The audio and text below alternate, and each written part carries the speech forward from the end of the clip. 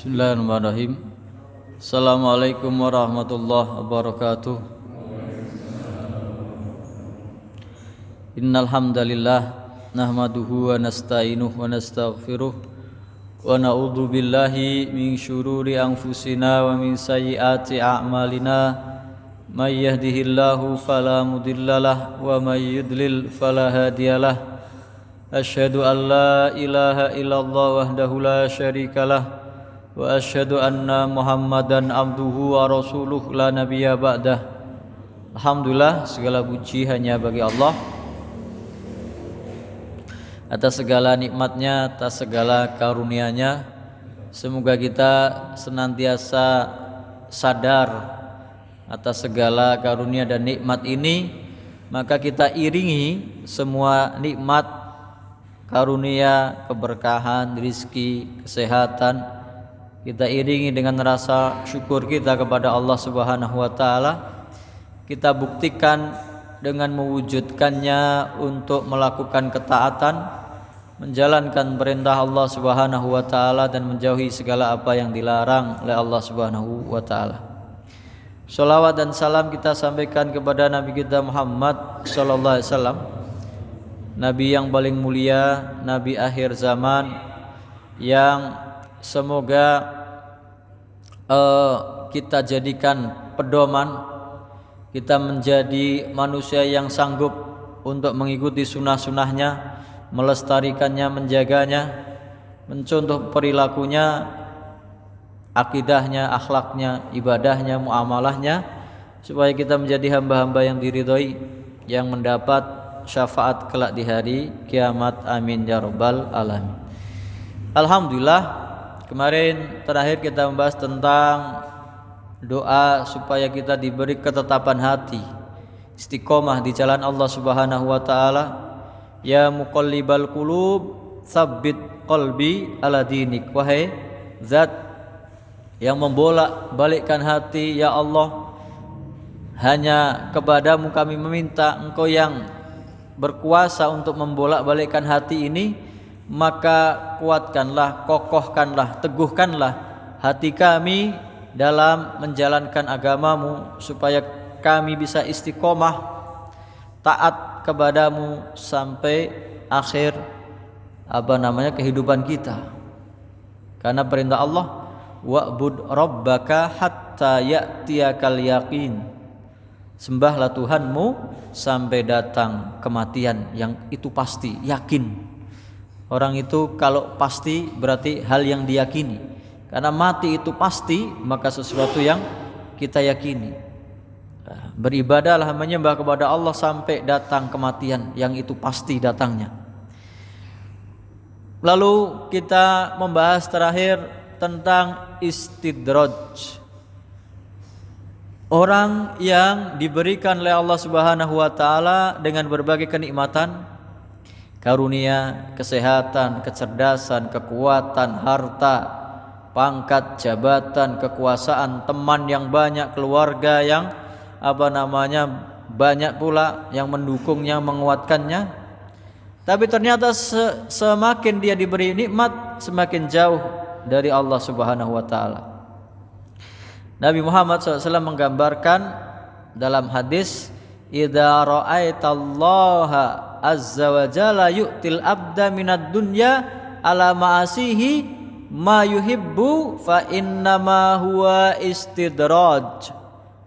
Kalau kamu melihat Allah Subhanahu wa taala memberikan kepada seorang hamba, memberikan karunia, memberikan nikmat, memberikan rizki atas maksiatnya, semakin maksiat bisnisnya lancar, semakin dia jauh dari Allah, meninggalkan ketaatan, sehat badannya, cerdas akalnya, keluarganya juga berprestasi, banyak temannya, banyak disukai banyak orang.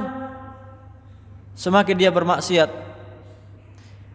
diberikan oleh Allah Subhanahu wa taala atas maksiatannya tambah nikmatnya, tambah kaya, tambah lancar bisnisnya, tambah banyak perusahaannya, tambah subur pertaniannya, tambah berkembang biak peternakannya, karirnya naik, jualannya laris, karena kemaksiatannya.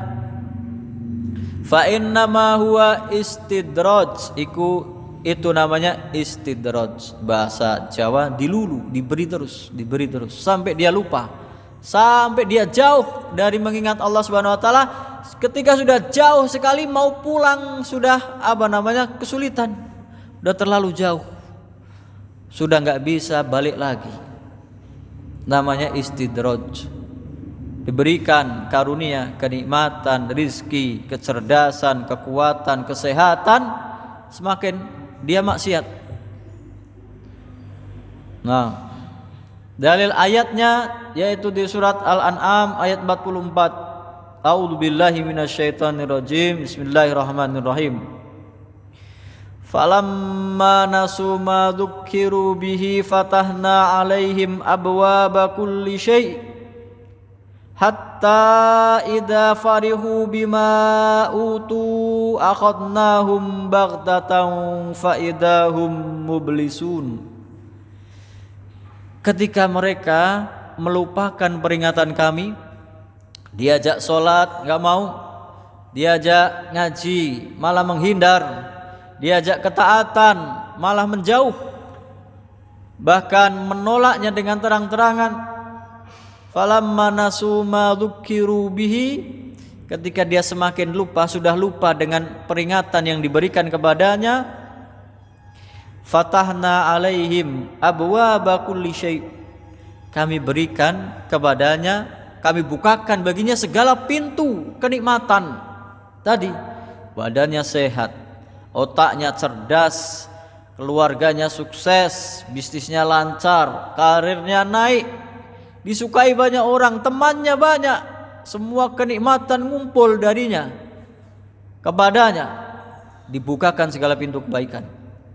Fatahna alaihim abwaaba kulli syai'in hatta idza farihu, sampai ketika sedang senang-senangnya, sedang kegembira-gembiranya, sedang di puncak kegembiraannya, bima utu, atas karunia yang diberikan oleh Allah Subhanahu wa taala, akhadnahum baghtatan, kami azab dia dengan tiba-tiba. Enggak ada pertanda, enggak ada firasat, enggak ada peringatan pendahuluan, langsung tiba-tiba diadab secara total, hancur binasa. Fa idahum mublisun, ketika itu dia sudah tercekat, putus asa, enggak bisa pulang lagi, enggak bisa balik lagi. Sudah terlalu jauh dia meninggalkan ketaatan dari Allah Subhanahu wa taala. Hati-hati terhadap nikmat yang ternyata berujung istidraj. Ini karena tolak ukur manusia itu adalah materi. Dia mengatakan kalau saya sehat, saya bisnisnya lancar, berarti saya itu disenangi oleh Allah Subhanahu wa taala. Berarti saya itu diridhoi oleh Allah Subhanahu wa taala. Bukan. Tolak ukur keberkahan adalah kamu taat kepada Allah Subhanahu wa taala. Apakah hartamu menjadikanmu semakin taat atau semakin jauh dari Allah Subhanahu wa taala? Harta itu, bahkan kenikmatan secara luas, rizki itu tidak hanya harta, bisa kecerdasan, bisa kekuatan, bisa kesehatan, bisa teman yang banyak, keluarga yang mengiringinya. Kalau itu semakin baik baginya tapi dia semakin jauh, resikonya itu istidraj.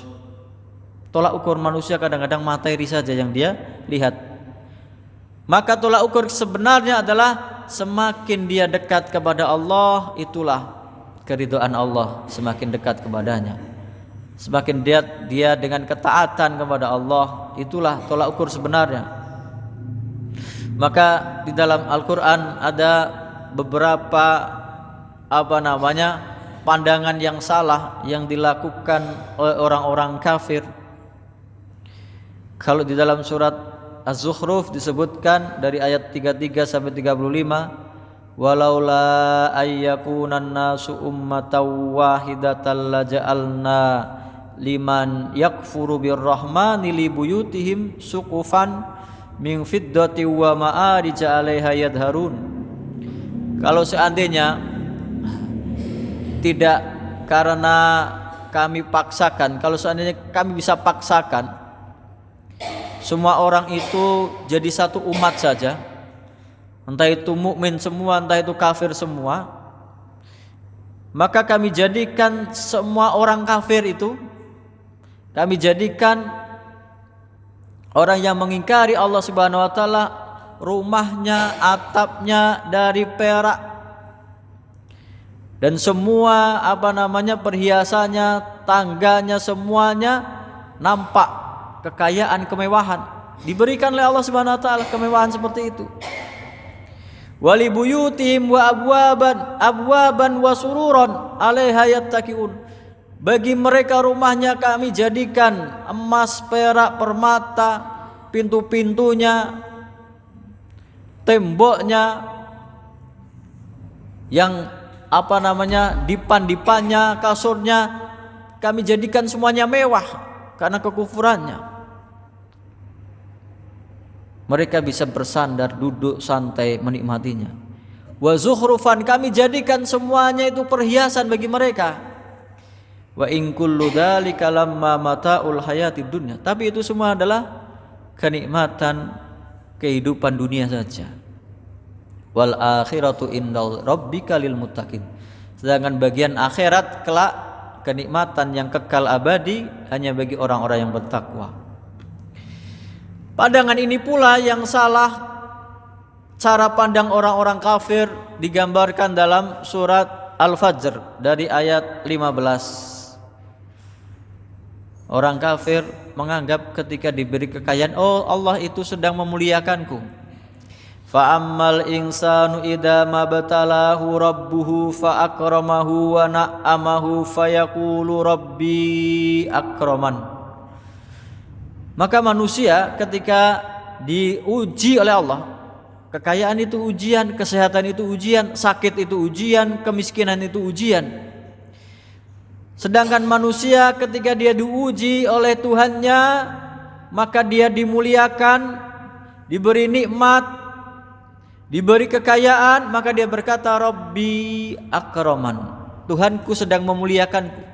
Berarti aku disayangi oleh Tuhan, berarti aku disayangi oleh Allah Subhanahu wa taala.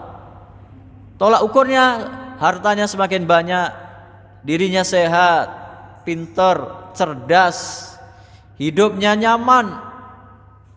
Sebaliknya, ketika ditimpa musibah, ditimpa kefakiran, bencana, kesakitan, penyakit, kesulitan, dia mengatakan Tuhan sedang menghinakanku.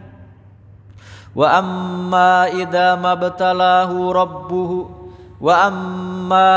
mabtalahu faqadara alaihi rizqahu fayaqulu rabbi ahanan. Sedangkan kalau dia diuji, disempitkan rizkinya, dia berkata Tuhanku sedang menghinakanku. Tolak ukur baginya kesuksesan adalah materi saja, dunia saja, kenikmatan saja, syahwat saja. Maka dibantah dengan ayat berikutnya yang tadi 15 dan 16, 17-nya kalla, bukan seperti itu tolak ukurnya. Tolak ukurnya kalau kamu semakin diberi nikmat, kamu semakin berjasa kepada sesama, semakin taat kepada Allah Subhanahu wa taala, itulah kesuksesanmu.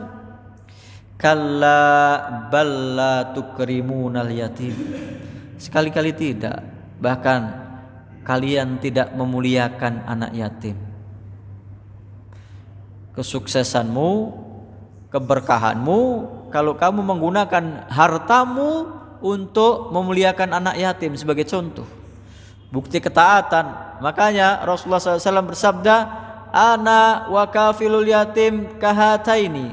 Saya dan orang yang menyantuni anak yatim seperti dua jari ini, gandengan di surga. Wala tahadduna ala ta'amil miskin, dan dia tidak menyuruh, tidak menganjurkan untuk memberi makan kepada orang miskin. Agama Islam menjadikan ketaatan kepada Allah bukan hanya hubungan dia pribadi dengan Allah Subhanahu wa taala, tapi menjadikan bukti bahwasanya dia bisa bermanfaat bagi orang sekitarnya. Menyantuni anak yatim, memberi makan orang miskin. Dia baik di mata Allah, juga baik di mata manusia. Dekat dengan Allah, dekat dengan manusia. Diridhai oleh Allah, disenangi juga oleh manusia.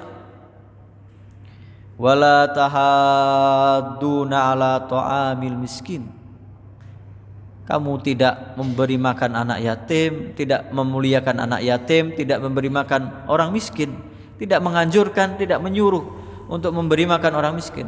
Justru kamu ketika diberi nikmat, wa ta'kuluna turasa aklan lamma, kalian makan harta dengan setamak-tamaknya, enggak ada puasnya. Semakin ditambah, semakin tidak puas. Wa tuhibbunal mala hubban jamma, dan kalian sampai cinta kepada harta, kepada dunia dengan cinta yang sangat, melebihi kecintaan dari apapun, cintanya kepada dunia. Semua itu tidak ada gunanya di hadapan Allah Subhanahu wa taala. Buktikan bahwa kamu punya nilai ketaatan kepada Allah Subhanahu wa taala, bukan dengan materi saja. Bahwa materi itu bisa menjadi tanda atau bisa menjadi wujud dari keridhaan Allah Subhanahu wa taala, mungkin saja.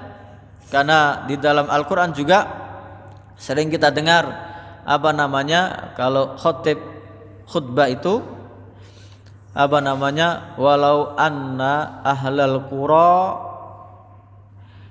amanu wattaqau lafatahna alaihim abwabas samawati wal ard barakatim minas samawat wal ard. Nah, kalau seandainya penduduk negeri itu mau beriman dan bertakwa, maka kami bukakan. Walau anna ahlal qura amanu wattaqau lafatahna alaihim barakatim minas sama'i wal ard. Kalau seandainya penduduk suatu negeri beriman dan bertakwa, kami bukakan keberkahannya dari atas langit, dari langit dan dari bumi. Diberikan kenikmatan oleh Allah Subhanahu wa taala. Walakin kadzabu fa akhadnahum bima kanu yaksibun. Tetapi ketika mereka mendustakan agama Allah, tidak percaya dengan Allah Subhanahu wa taala, tidak percaya dengan janji Allah, maka kami siksa mereka dengan adab atas perbuatan mereka di dunia. Bima kanu yaksibun. Yaksibun berulang kali diungkapkan, sering saya ungkapkan, kemarin saya ungkapkan. Yaksibun, kasaba yaksibu, aslinya itu ketaatan. Orang berbuat baik itu rela, seneng, rileks, suka dilihat, tenang, nyaman. Ketika orang berbuat baik itu aslinya orang manusia itu nalurinya pengen berbuat baik, dan itu sesuai dengan fitrahnya, tidak ada beban. Tapi kalau berbuat jahat, berbuat maksiat, diberi tambahan. Maka laha makasabat wa alaiha maktasabat. Tapi di sini yaksibun, dia bermaksiat, saking seringnya maksiat dia nyaman. Kalau tidak maksiat malah sakit. Kalau tidak berbuat kejahatan malah dirinya merasa tidak puas. Sudah membiasakan, sudah tertutup hati nuraninya dari kebenaran, maka dia rileks dengan kejahatannya. Bahkan dilihat oleh orang tidak ada rasa malu. Maka kalau seluruh penduduk negeri sudah seperti itu, maka azab Allah yang menanti penduduknya. Dalam hadis yang lain, Allah Subhanahu wa taala dikatakan oleh Nabi Muhammad SAW, innallaha yu'tid dunya man yuhib wa man la yuhib. Sesungguhnya Allah Subhanahu wa taala memberikan kenikmatan dunia itu kepada siapa saja yang dia cintai dan kepada orang yang tidak dicintai. Semuanya diberi oleh Allah Subhanahu wa taala. Yang kafir pun diberi, yang maksiat juga diberi, yang penjahat juga diberi nikmat oleh Allah Subhanahu wa taala. Sedangkan keimanan, wala yu'til imana illa man yuhib. Dan Allah Subhanahu wa taala tidak memberikan keimanan kecuali kepada hamba-hambanya yang Dia cintai. Banyak orang yang sedang dikasih oleh Allah, diberi istidraj ini enggak merasa, enggak sadar. Bahkan nantang. Saya walaupun enggak sholat, bisnis saya lancar, walaupun saya enggak pernah puasa, yang penting keluarga saya sehat, anak saya juga sekolahnya pintar-pintar, keluarga saya utuh, senang semua, kumpul, guyup, walaupun dia tidak pernah ibadah. Tapi sesungguhnya dia sedang dalam masa istidraj. Tapi itu tolak ukur kenikmatan bagi orang ini hanya materi. Padahal dia kehilangan satu nikmat yang sangat luar biasa. Nikmat beribadah kepada Allah Subhanahu wa taala. Karena enggak pernah ibadah. Maka para ulama salaf berkata, rubba mustadraj bini amillahi alai wa huwa la ya'lam. Banyak orang yang diistidraj, diberi oleh Allah Subhanahu wa taala segala kenikmatannya, tidak sadar, tidak tahu kalau dia sedang dilulu, dalam bahasa kita diberi istidraj. Wa rubba maghrurin yasturullahu alaihi wa huwa la ya'lam. Betapa banyaknya orang yang tertipu. Artinya dia banyak maksiat tapi tidak pernah merasa sakit. Dia tidak tidak ada musibah, lancar aja. Itu maghrur. Apa yang sedang terjadi? Yasturullahu alaihi, Allah sedang menutup kemaksiatannya. Aibnya ditutup oleh Allah Subhanahu wa taala, diberi kesempatan untuk tobat. Wa huwa la ya'lam, tapi dia tidak tahu. Malah semakin jauh dengan kemaksiatannya. Ini warubba maftunin bisana innas alaihi wa wala ya'lam. Banyak orang yang tertipu dengan pujian manusia. Yang penting kan saya itu hidup bermasyarakat baik, bertetangga baik, saya enggak pernah mencuri, enggak pernah curang, walaupun enggak pernah sholat, walaupun enggak pernah puasa. Dia tertipu dengan pujian manusia dan dia tidak sadar. Karena tolak ukur kebenaran harusnya mengikuti perintah Allah Subhanahu wa taala. Maka orang yang tertipu ini mementingkan dunia daripada akhirat. Dia mengatakan, oh dunia itu kan nyata, ini ada, ibaratnya ini cash, kontan, saya dapat, saya rasakan sekarang. Apa yang saya rasakan sekarang yaitu dunia ini. Lah akhirat kan belum tentu, masih nanti, nunggu. Iya kalau ada, kalau enggak ada. Banyak pikiran manusia seperti itu. Bahkan zaman sekarang ada orang terang-terangan walaupun KTP-nya Islam, ketika ditanya mengatakan ateis dia. Gak percaya dengan Tuhan, gak percaya dengan surga dan neraka. Walaupun KTP-nya Islam, lahir dari keluarga yang muslim. Banyak orang terjerumus ke dalam pemikiran seperti itu. Kenapa? Karena dia memandang yang ada aja dulu, yang jelas ada. Yang akhirat kan belum tentu. Nah, karena dasar keimanannya tidak yakin. Wal akhiratu khairu wa abqa. Akhirat itu lebih baik, lebih kekal. Kalau perbandingan sama, satu permen, sekarang makan permen, besok makan permen, ya sekarang enggak apa-apa. Tapi kan ini perbandingannya tidak sama. Yang sekarang ini di dunia adalah sedikit, adalah sementara. Sedangkan yang kelak di akhirat adalah banyak, tak terhingga dan abadi selama-lamanya. Hanya orang bodoh yang menukar sesuatu yang sementara dengan sesuatu yang kenikmatannya lebih lama, lebih panjang. Pandangan orang-orang yang tertipu dengan kehidupan dunia. Mereka menganggap, kita yang cari, yang kita nikmati, ya udah yang sekarang aja, yang ada di depan mata. Karena keimanan di dalam dirinya tidak ada. Bagaimana menjawabnya? Tidakkah kamu perhatikan, kamu pelajari dengan baik seluruh dunia dan isinya ini? Semua menunjukkan bahwa adanya Tuhan, adanya Sang Pencipta, adanya yang memberi rizki, adanya yang mengatur alam semesta ini. Wa fi anfusikum afala tubsirun. Bahkan ke dalam dirimu sendiri itu ada tanda-tanda bahwa ada kekuasaan Allah dalam dirimu. Sekuat-kuatnya manusia ada satu kelemahannya. Kadang-kadang lupa saja untuk mengingat sesuatu, nggak bisa. Kadang-kadang emosinya tidak terkendali. Kadang-kadang kalau Allah berkehendak diberi penyakit ringan saja hancur binasa.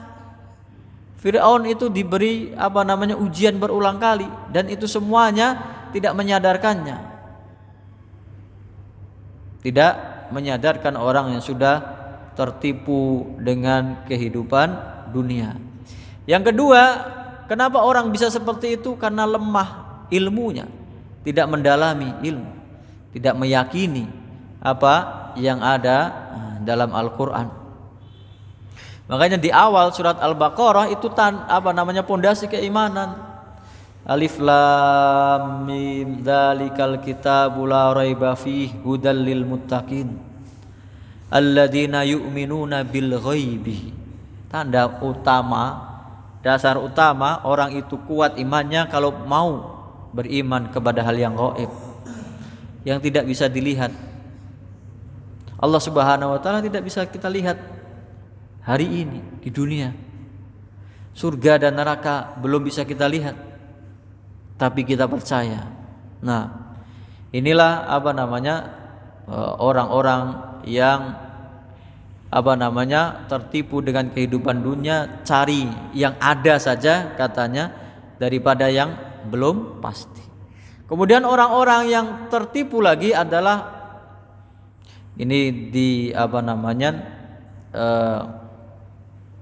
diungkapkan dari Nabi Muhammad SAW bahwasannya orang yang melihat langsung tidak seperti orang yang mendengar dari berita khabar. Laisal khabaru kal muayyanah. Tidak sama antara berita dari orang lain dengan orang yang bisa melihat langsung. Makanya orang yang meyakini adanya akhirat, maka dia menjadikan tolak ukur kebenaran itu dengan ketaatan kepada Allah Subhanahu wa taala. Lalu kembali kepada orang yang tertipu dengan berhusnudzon, modalnya husnudzon. Saya kan nanti insya Allah sebagai umat Nabi dapat syafaat, dapat ampunan, dapat keridhaan Allah Subhanahu wa taala. Masa Allah Subhanahu wa taala yang Maha Perkasa, tidak ada ruginya Allah itu mengampuni saya. Dia sudah Maha Perkasa. Maka ini juga pemikiran yang keliru, karena orang husnudzon itu diiringi dengan amalan, dengan perbuatan, bukan dengan leha-leha dengan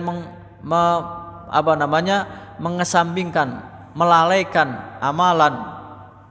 Maka orang yang berharap dengan ampunan dari Allah Subhanahu wa taala digambarkan kalau dalam surat Al-Baqarah, innal ladzina amanu wal ladzina hajaru wa jahadu fi sabilillahi ulaika yarjuna rahmatallah.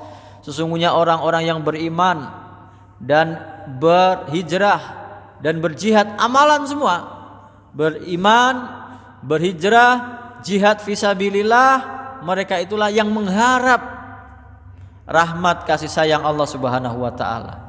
Sudah berjuang, sudah beriman, sudah berhijrah, baru berharap husnudzon kepada Allah Subhanahu wa taala, tidak berpangku tangan bermaksiat, hanya modal mengharapkan husnudzon kepada Allah Subhanahu wa taala. Orang semacam ini tertipu dengan angan-angannya saja. Angan-angannya pengen masuk surga, angan-angannya pengen diampuni oleh Allah Subhanahu wa taala. Maka sifat-sifat orang beriman itu di dalam surat Al-Mu'minun. Dalam surat Al-Mu'minun itu sifat orang beriman di awal surat sampai di akhirnya, di pertengahannya. Kalau di dalam pertengahannya ayat 57 sampai 61 surat Al-Mu'minun, innal ladzina hum min khasyati rabbihim musyfikun. Ciri orang beriman adalah orang yang sangat takut, bergetar terhadap Tuhannya. Walladzina hum bi ayati rabbihim yu'minun, dan orang-orang yang beriman terhadap tanda-tanda kekuasaan Tuhannya, kekuasaan Allah Subhanahu wa taala. Walladzina hum bi rabbihim la yusyrikun, dan orang yang tidak berbuat syirik, tidak mensekutukan Allah Subhanahu wa taala. Amal semua. amalan hati, amalan lisan, amalan anggota tubuh, amalan harta. Walladzina yu'tuna ma atau wa qulubuhum wajilah annahum ila rabbihim rajiun. Dan orang-orang yang memberikan hartanya yang diberikan oleh Allah dengan hati yang takut. Sudah beramal tapi hatinya takut tidak diterima. Bukan orang yang enggak pernah beramal tapi bangga, saya pasti diampuni. Itu orang kebalikan. Dan sudah memberikan amalannya dengan hatinya, dengan lisannya, dengan anggota tubuhnya, dengan hartanya, tapi hatinya wajilah, takut kepada Allah. Jangan-jangan amalan saya belum ikhlas, jangan-jangan sedekah saya belum karena Allah. Annahum ila rabbihim rajiun, bahwasanya mereka itu akan kembali kepada Allah Subhanahu wa taala. Ulaika yusari'una fil khairati wa hum laha sabiqun. Mereka itulah yang bersegera kepada amal kebaikan dan mereka berlomba-lomba menuju kebaikan tersebut, menuju keridhaan Allah Subhanahu wa taala. Aisyah radhiyallahu anha bertanya kepada Nabi Muhammad tentang ayat ini. Ya Rasulullah, yang takut itu apakah orang yang bermaksiat, yang meminum khamr atau berzina atau mencuri? Lalu Nabi Muhammad SAW menjawab, la ya binta Siddiq, bukan seperti itu wahai anaknya As-Siddiq. Walakinnahum, mereka yang takut kepada Allah, yang mengharap ampunan dari Allah, alladzina yasumuna wa yusallun, orang yang selalu puasa, sholat, wa yatasaddaqun, sedekah, baru mereka husnudzan kepada Allah. Bukannya bermaksiat tapi malah merasa nyaman, merasa tenang. Wa yakhafuna alla yataqabbala minhum, mereka takut amalannya yang selama ini dia lakukan tidak diterima, tidak sempurna, tidak ikhlas, belum sah syarat dan rukunnya. Ulaika yusari'una fil khairat, mereka itulah orang-orang yang mensegerakan dirinya dalam kebaikan. Makanya para sahabat itu sangat takut dengan adab Allah Subhanahu wa taala. Sudah banyak amalnya tapi takut dia ditimpa penyakit munafik. Umar bin Khattab, sekelas Umar bin Khattab, padahal Nabi sudah bersabda dia termasuk 10 sahabat yang dijamin masuk surga. Tapi begitu Nabi Muhammad SAW wafat, dia menemui Hudzaifah bin Yaman. Hudzaifah bin Yaman ini satu-satunya sahabat yang memegang rahasia dari Nabi Muhammad SAW, yaitu menyebutkan nama-nama orang munafik yang ada di Madinah. Dia yang pegang dan tidak diberitahukan kepada siapapun kecuali kepada Hudzaifah bin Yaman. Cirinya orang munafik, Nabi Muhammad SAW setelah turun ayat melarang untuk menyolati, Nabi tidak pernah ikut sholat kalau ada orang yang meninggal dunia yang munafik. Tapi Nabi Muhammad tidak melarang yang lain sholat, gak apa-apa, tapi Nabi SAW tidak menyolatinya. Maka itu menjadi tolak ukur oleh Umar bin Khattab. Kalau melihat Nabi tidak menyolati jenazah, Umar tidak ikut, berarti orang itu ada indikasi munafik. Lalu setelah Nabi Muhammad SAW wafat, yang tahu adalah Hudzaifah. Maka Umar mengikuti Hudzaifah bin Yaman. Setiap Hudzaifah ada orang meninggal, dia ikut sholat, Umar ikut sholat. Kalau tidak, dia tidak ikut.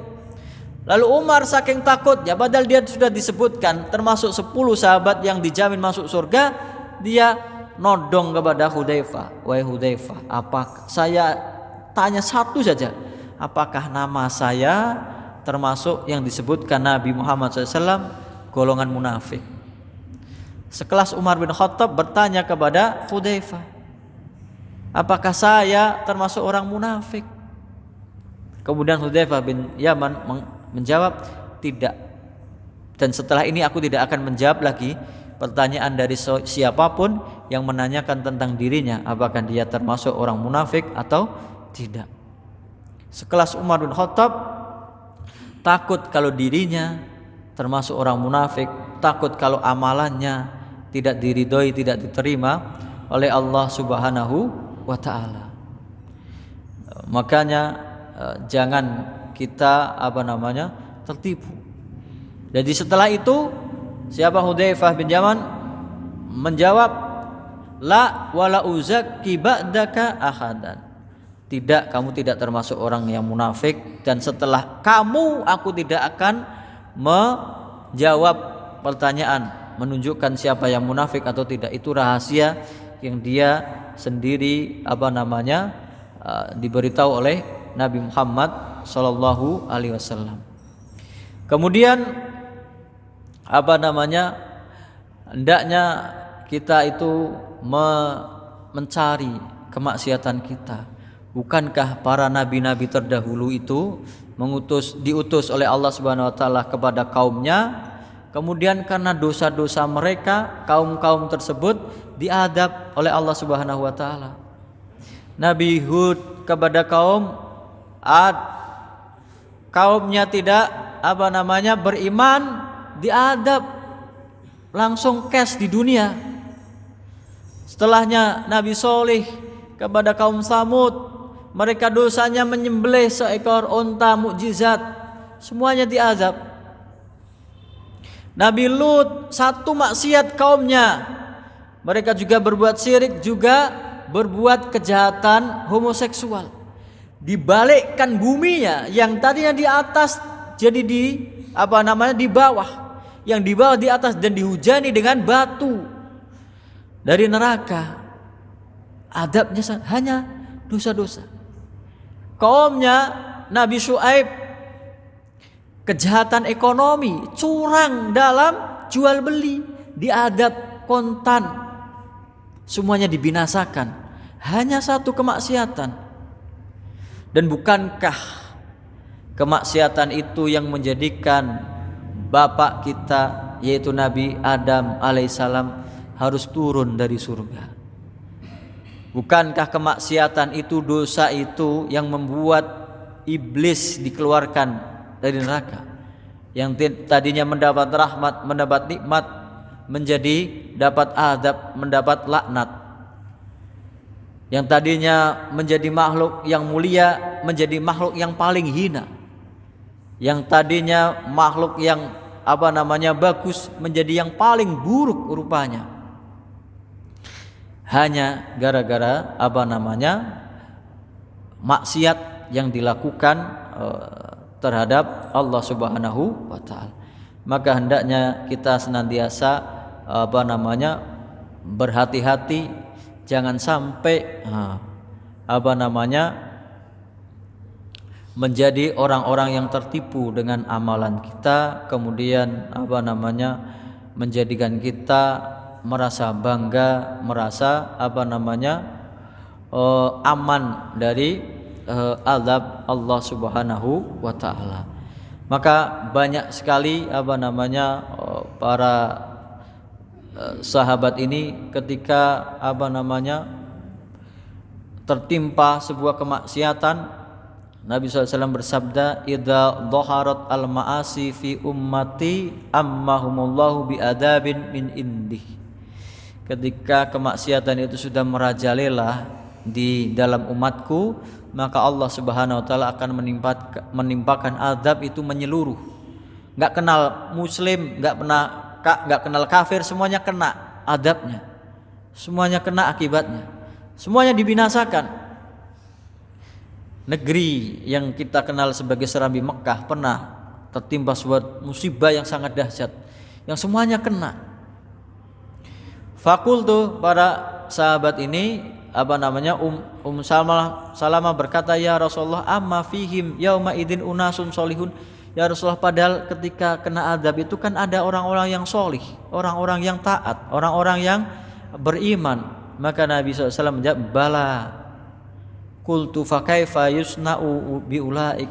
Lalu bagaimana nasib mereka ya Rasulullah? Dibinasakan bersama orang-orang yang maksiat. Nabi Muhammad SAW bersabda, yusibuhum ma asoban nas. Mereka di dunia tertimpa bersama-sama dengan musibah yang menimpa manusia yang lain, tapi summa yusiruna ila maghfiratin minallahi wa ridwan.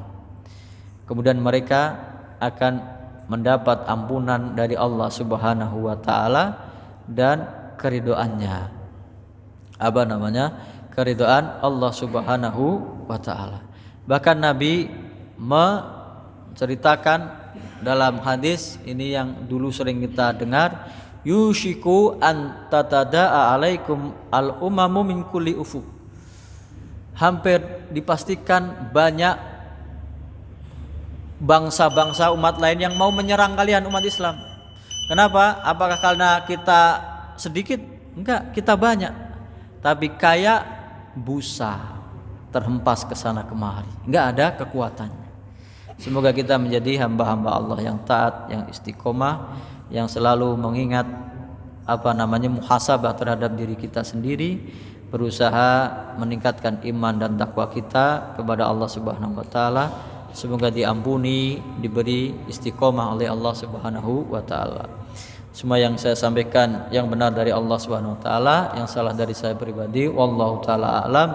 Kita tutup dengan doa kafaratul majelis. Subhanakallahumma wa bihamdika asyhadu an la ilaha illa anta astaghfiruka wa atubu ilaik. Assalamualaikum warahmatullahi wabarakatuh.